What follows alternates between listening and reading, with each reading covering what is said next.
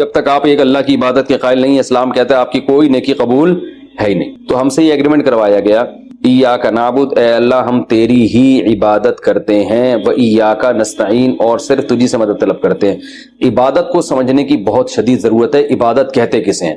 دیکھیں، ہر چیز کے نا ایک لغوی معنی ہوا کرتے ہیں ڈکشنری میں، اور ایک ٹرم ہوتی ہے اصطلاح۔ تو عبادت قرآن و حدیث میں کبھی تو ایک جو ڈکشنری میں جو معنی ہوتے ہیں نا اس کے معنی میں استعمال ہوا، کبھی ایک اصطلاحی معنی میں۔ اصطلاح اور لغت میں کیا فرق ہے میں آسان زبان میں سمجھاتا ہوں۔ جیسے ہم کہتے ہیں کہ بھائی عربی میں لفظ ہے صلوات یا صلات۔ صلات عربی میں اصل میں دعا کو کہتے ہیں، صلات۔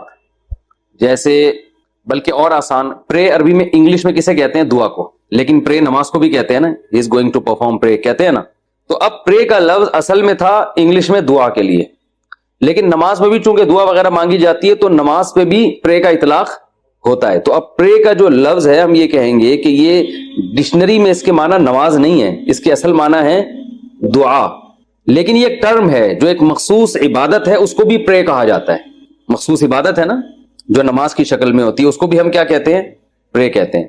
عربی میں صلات، صلات کا عربی میں دو معنی آتے ہیں، میں صرف ایک ہی معنی اس وقت بتاؤں گا جو لغوی معنی ہے دعا۔ جیسے ہم کہتے ہیں نا صلو علی الحبیب، کیا مطلب؟ نبی کے لیے رحمت کی دعا کرو۔ صلاۃ والسلام جو ہے نا رحمت کی دعا کو کہا جاتا ہے۔ ان اللہ وملائکتہ یصلون علی النبی، اللہ اور اس کے فرشتے نبی پر، اللہ تو رحمت بھیجتا ہے اور فرشتے نبی پر رحمت کی دعا کرتے ہیں۔ تو یصلو صلات کس کے معنی میں آتا ہے؟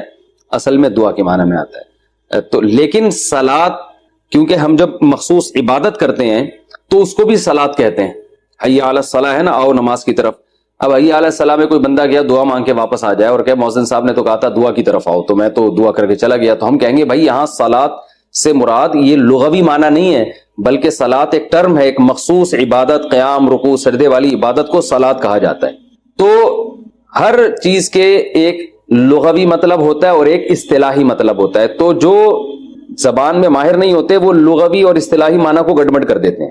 قرآن میں کہیں یہ لفظ اصطلاحی معنی میں استعمال ہوگا، کہیں لغوی معنی میں۔ جیسے اسلام، اسلام کا جو لغوی مطلب ہے اپنے آپ کو سپرد کر دینا، لیکن اسلام ٹرم میں کسے کہتے ہیں؟ ایک مخصوص مذہب کو کہتے ہیں۔ ایک مخصوص مذہب کو کیا کہا جاتا ہے؟ اسلام۔ مسلم کا لغوی مطلب کیا ہے؟ مسلمن، سپرد کرنے والا، جو اپنے آپ کو کیا کر دے؟ سپرد کر دے۔ لیکن ایک ٹرم ہے اصطلاح میں، مسلم کسے کہتے ہیں؟ جو مسلم ہوتے ہیں۔ اب قرآن میں بھی یہ اسلام کا لفظ کہیں ایک ٹرم کے طور پہ استعمال ہوا، کہیں لغوی معنی میں، تو وہاں بھی لوگ گڑبڑ کر دیتے ہیں۔ جیسے قرآن میں ایک جگہ آتا ہے، سورہ حجرات کے ظہور میں آتا ہے قالت الاعراب آمنا قل لم تؤمنوا ولکن قولوا اسلمنا، کہ دیہاتی لوگ جو ہے نا وہ منافق تھے، وہ کہتے تھے کہ ہم ایمان لے آئے۔ قل لم تؤمنوا ولکن قولوا اسلمنا، اے نبی آپ ان سے کہہ دیں کہ تم ایمان نہیں لائے، تم یوں کہو کہ ہم اسلام لائے ہیں۔ تو اب یہاں اسلام بھی نہیں لائے تھے نا اصل میں، تو یہاں اسلام کا معنی لغوی ہے، اصطلاحی اسلام نہیں ہے۔ یعنی یوں کہہ دو کہ ہم نے اپنے آپ کو سپرد کر دیا ہے، یعنی وقتی ظاہری طور پر ہم نے اپنے آپ کو تسلیم کر دیا، آپ کی اطاعت کر رہے ہیں، ورنہ حقیقت میں اندر سے کچھ بھی نہیں ہے۔ تو ایک ہوتا ہے ظاہری طور پر اپنے آپ کو یعنی کسی کے حوالے کر دینا، بھائی جیسے کہو گے ہم ویسے کہیں گے، دل میں تو ایمان ہے ہی نہیں۔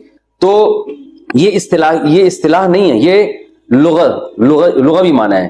تو لیکن ویسے اسلام کا کیا ہے؟ قرآن میں آتا ہے وَمَن يَبْتَغِي غَيْرَ الْإِسْلَامِ دِينًا فَلَن يُقْبَلَ مِنْهُ، جو اسلام کے علاوہ کسی اور دین کو فالو کرے گا وہ ہرگز قبول نہیں ہوگا۔ ایک طرف اللہ کہہ رہے ہیں تم یہ کہو ہم اسلام لائے، تم ایمان تو لائے نہیں ہو، دوسری طرف اللہ کہہ رہے ہیں اسلام کے علاوہ کوئی دین قبول ہی نہیں ہے۔ تو پتہ چلا وہاں اسلام اور ایمان کا ایک مطلب ہے، یہاں اسلام اور ایمان کے الگ الگ مطلب ہیں۔ تو یہاں الگ الگ اس لیے کہ یہاں اسلام سے مراد، ایک آیت میں اسلام سے مراد ہے لغوی اسلام، صرف ظاہری طور پر اپنے آپ کو سپرد کر دینا، اور ایک جگہ اسلام کے ٹرم ہے جو ایک مذہب پہ جس کا اطلاق ہوتا ہے۔ تو یہ لغوی اور اصطلاحی معنی میں فرق نہ ہونے کی وجہ سے نا بہت لوگ قرآن میں بھی کنفیوز ہوتے ہیں، اور کہاں کی، اور یہ آج کل جو تحریفیں ہو رہی ہیں نا قرآن کی آیتوں میں وہ اسی طرح سے ہو رہی ہیں کہ ایک لغت کا معنی تھا کچھ اور اصطلاح میں کچھ اور، تو وہ اصطلاحی معنی ادھر لگا دیا، وہ والا ادھر، تو ایسے گڑبڑ کر دیتے ہیں۔ تو ایسے ہی خوب اچھی طرح سمجھ لیں کہ عبادت کے بھی ایک لغوی معنی ہے اور ایک اصطلاحی معنی ہے، اور قرآن و سنت میں کہیں عبادت لغوی معنی میں استعمال ہوا یہ لفظ، کہیں اصطلاحی معنی۔ تو عبادت لغت میں کہتے ہیں غلامی، غلامی کسی کی بھی آپ غلامی اختیار کریں گے تو آپ اس کی عبادت کرنے والے کہلائیں گے۔ یعنی عبادت سے مراد جس کو لغت میں ڈکشنری میں عبادت کہتے ہیں غلامی. تبھی عربی میں عبد کہتے ہیں غلام کو.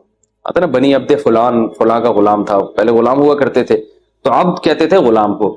حالانکہ عبادت جو ٹرم ہے اس معنی میں تو کسی کا غلام بننا جائز ہے ہی نہیں، وہ تو شرک ہو جائے گا. لیکن ایک جو ٹرم کے علاوہ جو لغوی معنی میں عبادت ہے وہ کسی کی بھی آپ غلامی اختیار کر سکتے ہیں. تو عبادت کے جو لغوی معنی ہیں وہ ہیں کسی کی غلامی اختیار کرنا. اور عبادت کے اصطلاحی معنی کیا ہیں؟ تو عبادت کی جو اصطلاحی تعریف ہے وہ پہلے عربی میں بتا دیتا ہوں، آپ بے شک اردو میں یاد کر لیے گا.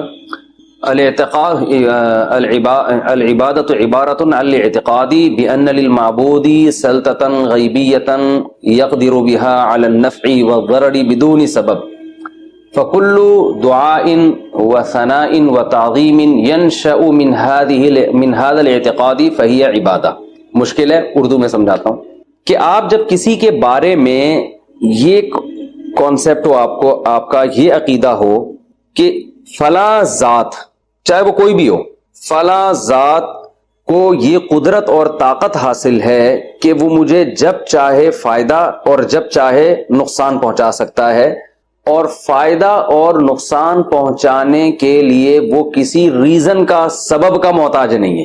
لاجک نہیں چاہیے اس کو کوئی. کسی کے پاس بھی ایسی قدرت ہے تو جس کے بارے میں یہ نظریہ ہوگا کہ جس کو یہ قدرت حاصل ہے تو اس کی زبان سے یا اپنے باڈی سے اس عقیدے کے ساتھ جو تعظیم ہوگی، یہ والی تعظیم عبادت کہلائے گی. سمجھ رہے ہیں؟ مثال کے طور پر آپ اپنے ابا کے سامنے دو زانوں بیٹھے ہوئے ہیں تمیز سے، یہ تعظیم ہے نا ابو کی. جیسے ہم نماز میں بیٹھتے ہیں نا، ایسے احتیاط کی شکل میں آپ اپنے والد محترم کے سامنے ایسے تمیز سے بیٹھے ہوئے ہیں آپ، جو کہ آج کل بیٹھنا لوگوں نے چھوڑ دیا ہے، لیکن آپ اتفاق سے تمیز سے بیٹھے ہوئے ہیں. اور آپ کا اپنے ابا کے بارے میں یہ خیال نہیں ہے کہ یہ جب چاہیں جیسے چاہیں مجھے فائدہ یا نقصان پہنچا سکتے ہیں، ظاہر ہے نہیں ہوتا. تو یہ تعظیم عبادت نہیں کہلائے گی، وہ جو اصطلاحی عبادت ہے جس کی وجہ سے شرک اور کفر کے فتوے لگتے ہیں.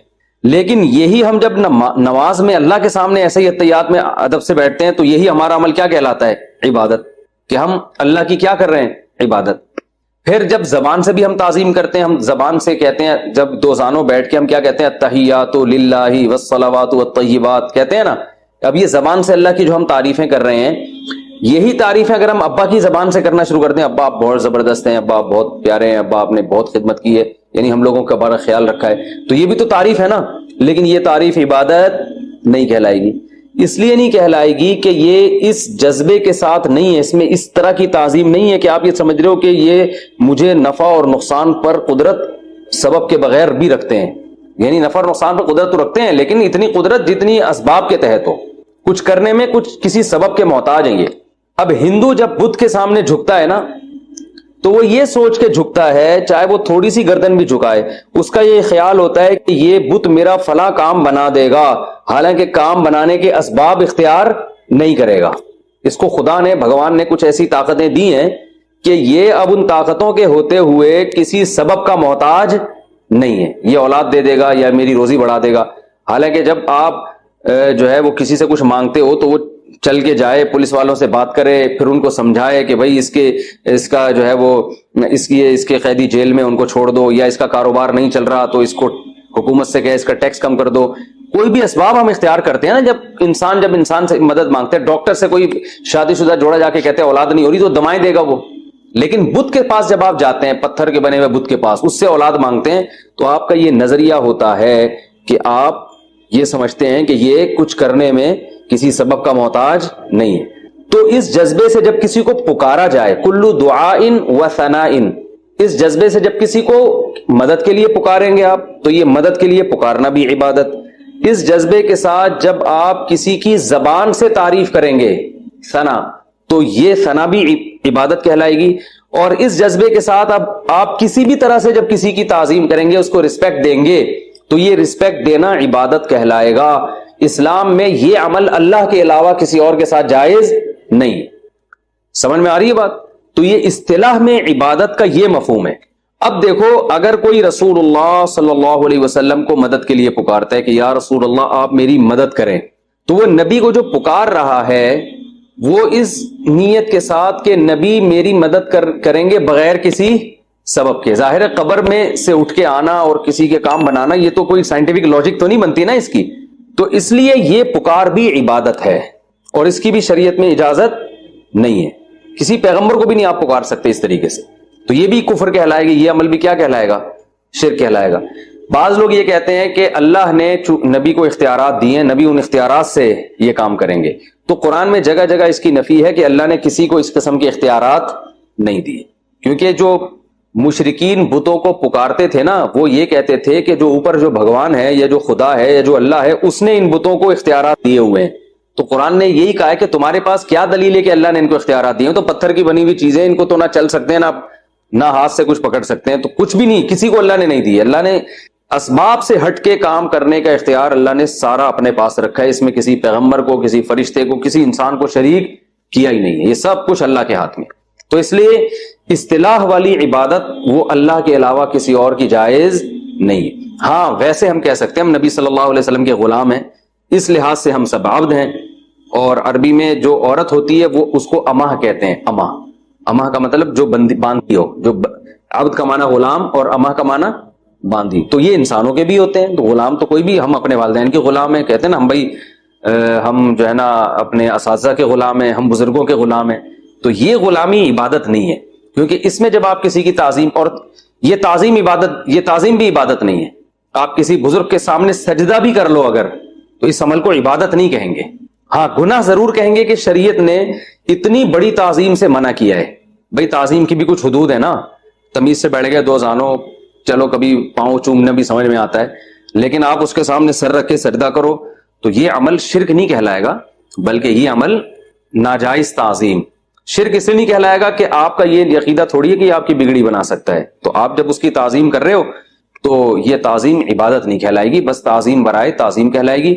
اور اگر حدود سے تجاوز ہے اس تعظیم میں تو گناہ کہیں گے, شرک نہیں کہیں گے, اس کو گناہ کہیں گے. تو اسی وجہ سے کہ شریعت میں کسی اور کے سامنے سجدہ کرنے کی اجازت نہیں ہے. تو اس لیے علماء کہتے ہیں سجدے کی دو قسمیں ہیں. ایک وہ سجدہ جس سے انسان کافر ہو جاتا ہے, اور ایک وہ سجدہ جس سے کافر تو نہیں بلکہ گنہگار ہوتا ہے. تو جیسے قبروں کو یا بزرگوں کو کوئی اگر سجدہ کرتا ہے تو اگر عبادت کی نیت سے کرے گا تو کافر ہو جائے گا, صرف تعظیم کی نیت سے کرے گا تو کافر نہیں ہوگا. تو وہ فرق کیا ہے عبادت کی نیت اور تعظیم میں؟ بھائی عبادت میں یہ جذبہ ہوتا ہے کہ یہ جو ہے نا میری بگڑی بنا سکتا ہے, یہ اس کو اختیارات حاصل ہیں, یہ مجھے روزی دے سکتا ہے, مجھے اولاد دے سکتا ہے. اس جذبے کے ساتھ سجدہ کریں گے تو کافر ہو جائیں گے. اور اس جذبے سے کے بغیر ویسے ہی کسی کی عقیدت محبت میں آ کے آپ اس کے سامنے زمین پہ سر رکھ دیتے ہو تو یہ عمل گناہ کبیرہ تو ہے, مگر اس سے انسان کافر نہیں ہوتا, کیونکہ کافر ہوتا ہے غیر اللہ کی عبادت سے, اور یہ عمل عبادت نہیں. تو یہ عبادت خوب اچھی طرح سمجھ گئے نا عبادت کا مطلب کیا ہے. تو اب عبادت کے مختلف ارکان ہیں, مختلف اقسام ہیں کہ کون کون سی تعظیمیں ہیں جو لوگ کر رہے ہیں مختلف, وہ میں بتاتا ہوں. پہلے میں عبادت کا جو لغوی معنی ہے اس معنی میں بھی قرآن میں عبادت کا لفظ استعمال ہوا ہے. جیسے قرآن میں آتا ہے وما خلقت الجن والانس الا لیعبدون, میں نے انسان اور جنات کو اس لیے بنایا تاکہ وہ میری غلامی کریں. تو یہاں عبادت سے اصطلاحی عبادت مراد نہیں ہے, بلکہ کیا ہے لغت میں غلامی. تو ہماری پیدائش کا بنیادی مقصد یہ تھا کہ جو اللہ کہے ہم اس پر عمل کریں. لہذا اللہ جب عبادت کا کہے گا تو ہم عبادت کریں گے, جب عبادت سے منع کرے گا تو ہم منع ہو جائیں گے. اب دیکھیں جب عبادت سے منع کرے گا تو ہم رک جائیں گے تو وہ عمل بھی عبادت کہلائے گا, حالانکہ ہم عبادت نہیں کر رہے. مثال کے طور پر اللہ نے سورج نکلتے ہوئے سجدہ کرنے سے منع کیا. سورج جب نکل رہا ہو تو ہم نماز نہیں پڑھ سکتے, تو نماز پڑھنے سے منع کیا نا.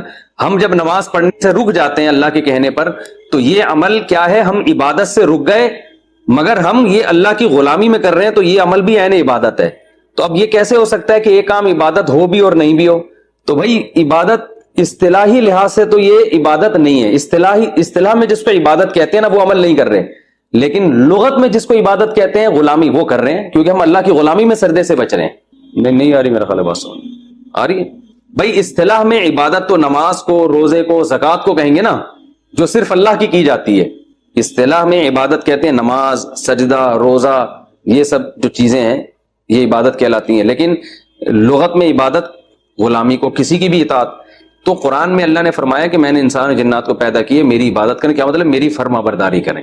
تو اس میں نماز بھی آتی ہے, ماں باپ کا کہنا ماننا بھی آتا ہے, اور جناب اس میں شادی بیاہ بھی آتا ہے, ٹھیک ہے نا, اس میں ولیمے کا کھانا بھی آ رہا ہے, اور اس میں اپنی صحت بنانا بھی آتا ہے، یہ بھی عبادت ہے بھائی، اللہ نے حکم دیا صحت بناؤ، تو اس میں حلال چیزیں کھانا بھی آتا ہے، اللہ نے کہا کہ حلال چیزیں کھاؤ، تو یہ سب چیزیں عبادت کے مفہوم میں داخل ہیں، وہ عبادت جس کو لغت میں عبادت کہتے ہیں۔ لیکن ٹرم جو عبادت کی ہے وہ صرف نماز، وہ کھانا کھانے کو عبادت نہیں کہیں گے آپ، بلکہ والدین کی خدمت کرنے کو بھی آپ عبادت نہیں کہہ سکتے، کیونکہ وہ ایک ٹرم ہے نا، ٹرم کہ کسی کی تعظیم، وہ تو صرف اللہ کی تعظیم ہوگی نا اس جذبے کے ساتھ، تو وہ عبادت نماز ہے، روزہ ہے، زکوٰۃ ہے، حج ہے، تسبیحات ہیں، اعتکاف ہے، اور یہ جہاد بھی اس میں داخل نہیں ہے اس عبادت میں۔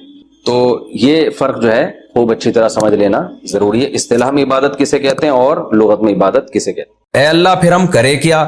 تو نے بتا دیا کہ یہ دنیا تو دار فانی ہے، دل لگانے کی جگہ نہیں ہے، تو پھر ہم کریں کیا؟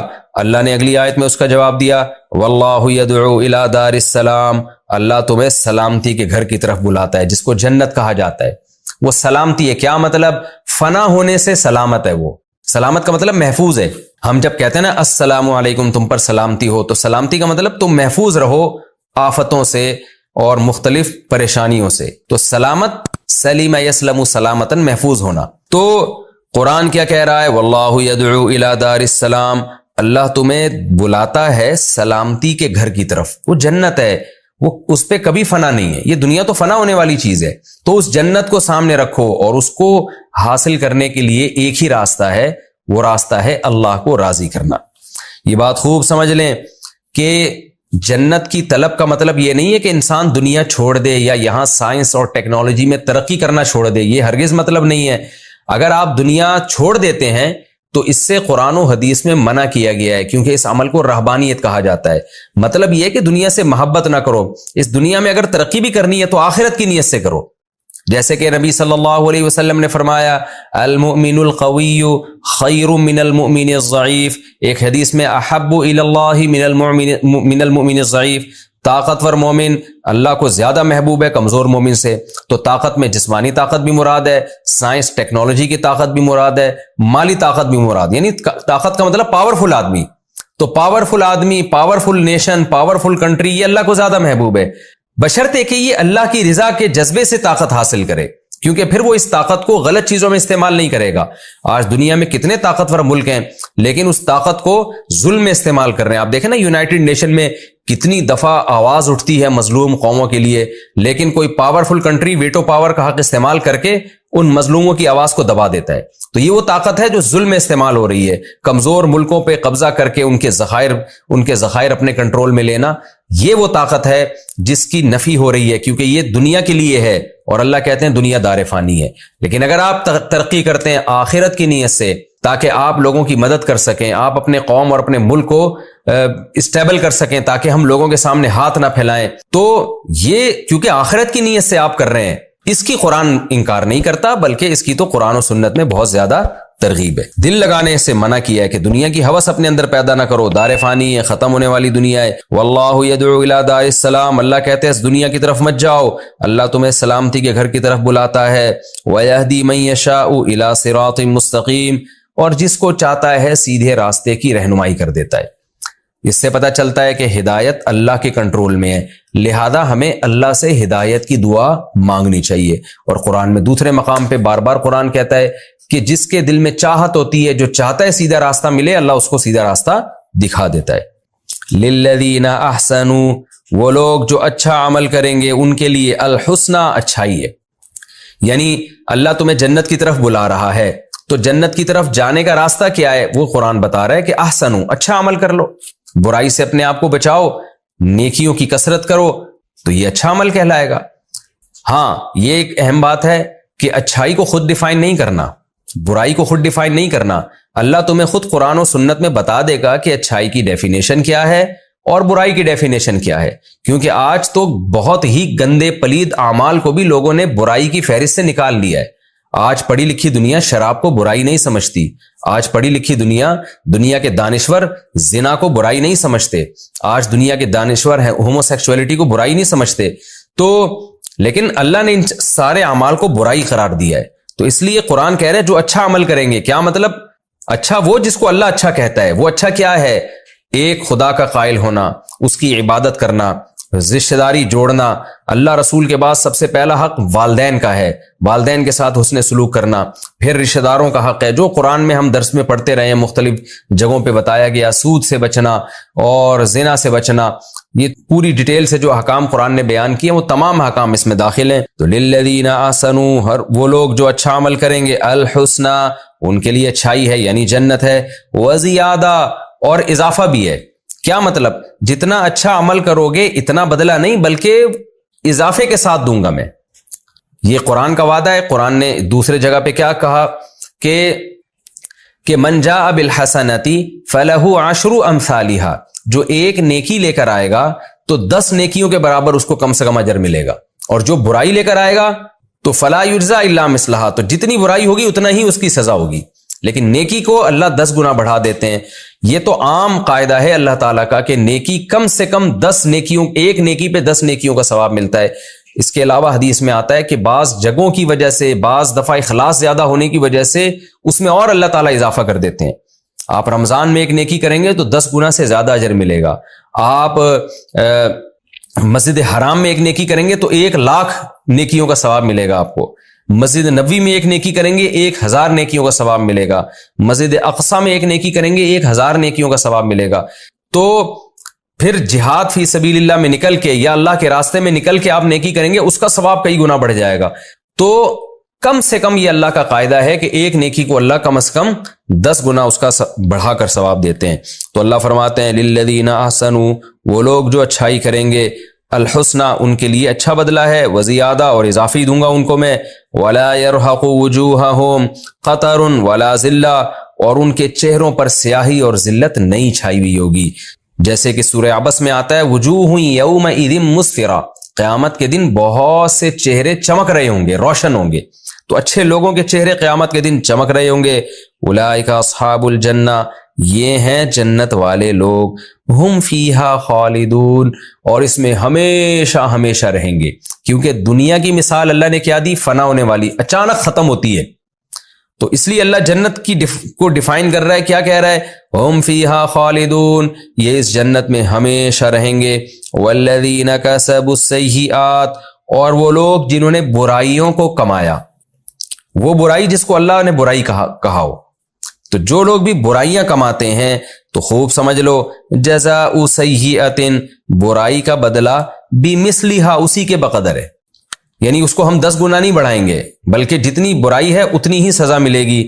لیکن خوب سمجھ لیں، بعض لوگ یہ اس پر اشکال کرتے ہیں کہ پھر برائی کا بدلہ جہنم کی آگ کیوں ہے؟ کیونکہ آگ تو بہت سخت سزا ہے۔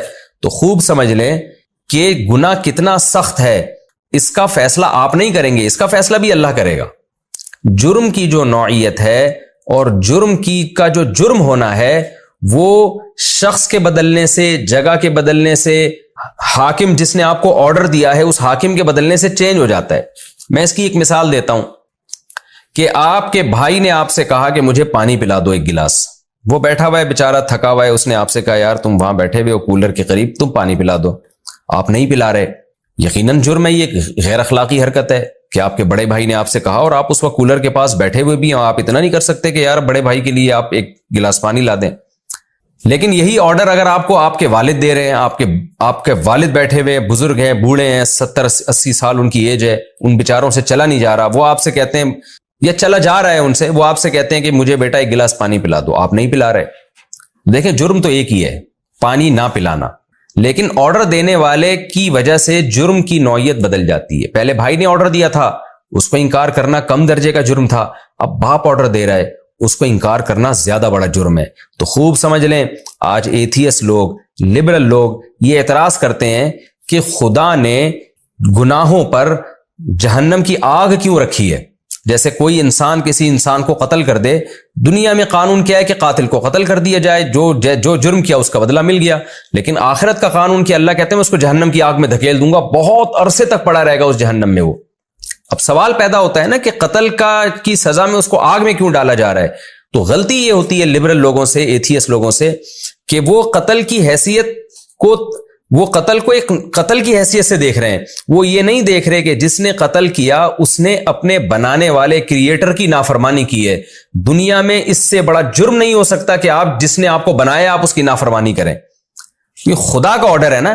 جیسے بھائی آرڈر کرے اس کی مخالفت کم درجے کا جرم ہے, باپ آرڈر کرے اس کی مخالفت زیادہ بڑا جرم ہے. تو اسی طرح یاد رکھیں کہ گورنمنٹ نے آپ کو منع کیا کسی کے قتل کرنے پر کا, آپ نے گورنمنٹ کی نافرمانی کی اور بندہ مار دیا, یہ جرم ہے. لیکن خدا جب آرڈر کر رہا ہے کہ انسانوں کو قتل مت کرو, آپ نے جب قتل کیا تو قتل ایک الگ جرم ہے, اور ایک بہت بڑی ذات جس کے آپ پر احسانات ہیں, جس نے آپ کو بنایا, جس نے آپ کو پیدا کیا, پیدا کرتے ہوئے ماں کی چھاتیوں میں دودھ پیدا کر دیا, پھر ماں باپ کی نعمت میں محبت کرنے والا ایک رشتہ دیا, پھر آسمان سے بارشیں برسائیں, اتنے احسانات کہ اس کی عظمت اور اس کے احسانات اور اس کے جلال کا تقاضا یہ ہے کہ اس کی نافرمانی چھوٹا جرم نہ ہو. تو اس لیے قاتل کو جو جہنم کی آگ میں طویل عرصے تک جلایا جائے گا تو یہ اس کی وہی بدلہ ہے جو جرم اس نے کیا ہے. یہ اس کا زیادہ بڑی سزا نہیں دی جا رہی, جتنا جرم ہے اتنی ہی سزا دی جا رہی ہے. تو اس لیے جرم کی نوعیت آرڈر دینے والے کے آرڈر سے بدل جاتی ہے. جس نے آرڈر دیا ہے اس کی حیثیت دیکھی جاتی ہے اس میں کہ خدا نے آرڈر دیا ہے. آگے ہم چلتے ہیں. والذین کسبوا السیئات, وہ لوگ جو برائیاں کرتے ہیں, جزاء سیئۃ بمثلها, ان کی برائی کا بدلہ اسی کے بقدر دیا جائے گا. وترهقهم ذلہ, اور ان پر ذلت چھائی ہوئی ہوگی. ما لهم من اللہ من عاصم, اللہ کے عذاب سے ان کو بچانے والا کوئی نہیں ہوگا. کأنما اغشیت وجوہهم قطعا من اللیل, ایسی ذلت چھائی ہوئی ہوگی ان کے اوپر گویا کہ ان کے چہروں پر رات کے ٹکڑے, اندھیری رات کے ٹکڑے لا کے ڈال دیے گئے ہیں.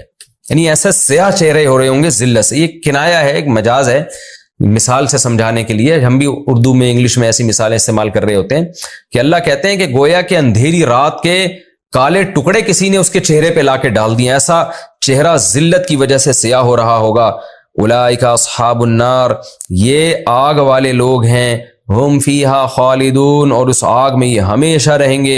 ویوم نحشرہم جمیعا, اور جس دن ہم ان کو جمع کریں گے.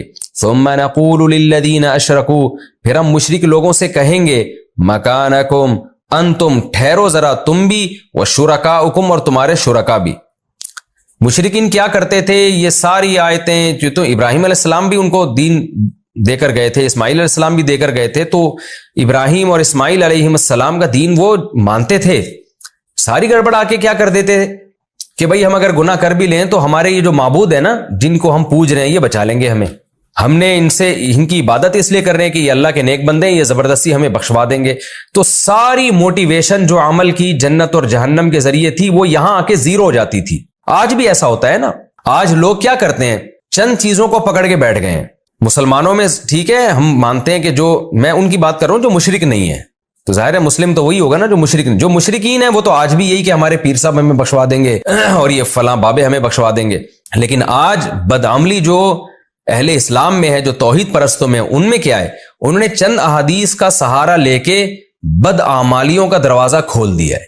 مثال کے طور پر حدیث میں آتا ہے کہ رمضان میں سب کی بخشش ہو جاتی ہے, لیلۃ القدر میں اتنے لوگ بخشے جاتے ہیں. تو اب لوگ کیا کر رہے ہیں کہ لیلۃ القدر میں عبادت کر لو, اور اس کے بعد پھر نہ بہن کو وراثت دینے کی ضرورت ہے, نہ فحش فلمیں چھوڑنے کی ضرورت ہے, نہ زنا چھوڑنے کی ضرورت ہے, نہ جو ہے اپنے چھوٹے یتیم بھائی کو وراثت دینے کی ضرورت ہے. ساری بدماشیاں ان کی چلتی رہتی ہیں, لیکن وہ چند حدیثوں کا سہارا لیا ہوا ہے کہ جی ہم حج کرنے جائیں گے تو سارے گناہ معاف ہو جائیں گے, عمرہ کریں گے تو اگلے پچھلے سارے معاف ہو جائیں گے. تو یہ خوب سمجھ لیں کہ جیسے مشرکین اس زعم باطل میں مبتلا تھے کہ ہمارے مشرکین معبود جو ہیں یہ ہمیں بخشوا دیں گے, تو ایسے ہی آج مسلمان لیلۃ القدر پہ اعتماد کر کے بیٹھ گیا. آپ نے وہ حدیثیں تو سنی ہیں جن میں آتا ہے کہ رمضان کے روزے سے اگلے پچھلے گناہ معاف ہوتے ہیں. دوسری طرف وہ حدیثیں بھی تو ہیں, رب صائم لیس له من الصیام الا الجوع. آپ نے فرمایا کہ بہت سے روزے دار ایسے ہیں جن کو روزے میں بھوک اور پیاس کے سوا کچھ بھی حاصل نہیں ہوتا. یہ کون لوگ ہیں؟ دوسری حدیثوں میں آتا ہے جو روزہ رکھ کے غیبت نہیں چھوڑتے, برائیاں کر رہے ہوتے ہیں لوگوں کی بیٹھ کے. اسی طرح حدیث میں آتا ہے بہت سے شب بیدار, راتوں کی عبادت کرنے والے, تہجد گزار ایسے ہیں جن کو رات میں جاگنے کے سوا کچھ بھی نہیں ملتا. یہ کون لوگ ہیں جو رات کو عبادت کرتے ہیں اور دن میں پھر وہی گناہ کر رہے ہوتے ہیں بیٹھ کے؟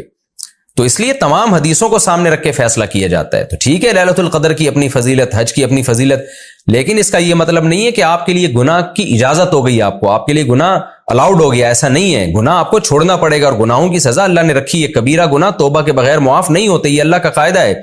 تو قرآن کہتا ہے وَيَوْمَ نَحْشُرُهُمْ جَمِيعًا، یہ اس خوش فہمی میں مبتلا ہے کہ ہم جو مرضی بدماشیاں کریں ہمارے جو معبود ہیں ہمیں بخشوا دیں گے۔ اللہ کہتے ہیں نا نا نا نا نا، وہ تو خود قسم پرسی کی حالت میں ہوں گے۔ ہم جس دن ان کو جمع کریں گے ثُمَّ نَقُولُ لِلَّذِينَ